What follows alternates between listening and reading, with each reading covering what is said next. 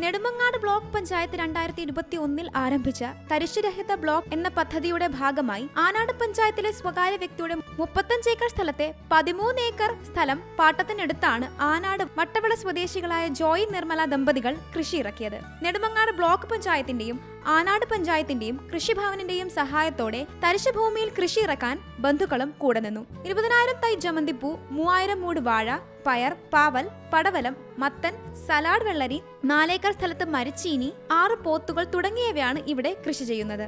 കൃഷിയുടെ വിളവെടുപ്പ് ഉത്സവം വാമനപുരം MLA DK മുരളി ഉദ്ഘാടനം ചെയ്തു.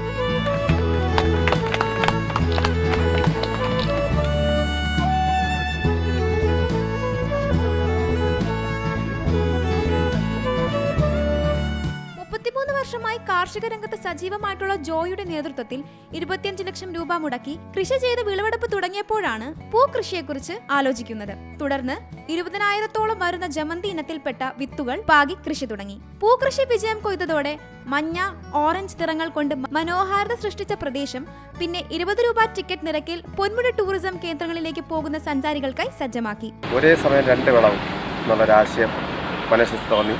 അത് ഏകദേശം പൂർണ്ണമായിട്ട് വിജയിച്ചു. വിജയം പിന്നെ ഇത് മാർക്കറ്റിംഗ് ഇല്ല, അതാണ് ഏറ്റവും വലിയ വിഷയം. ഉണ്ടാക്കാൻ കഴിയുമെന്ന് തെളിവായി എന്ന് പറഞ്ഞാൽ പൂർണ്ണമായും ഇതിൽ സാധനം ഉൽപ്പാദിപ്പിച്ചാൽ ഇത് വിപണനം വളരെ പ്രശ്നമുള്ളൊരു കാര്യമാണ്.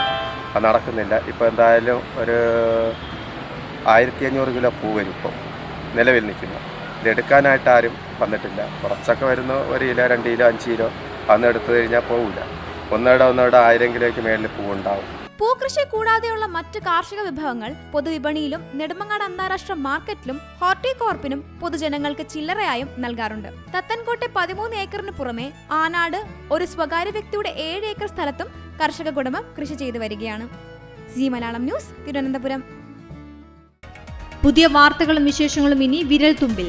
എല്ലാ ഡിജിറ്റൽ പ്ലാറ്റ്ഫോമുകളിലും ഇപ്പോൾ സി മലയാളം ന്യൂസ് ലഭ്യം.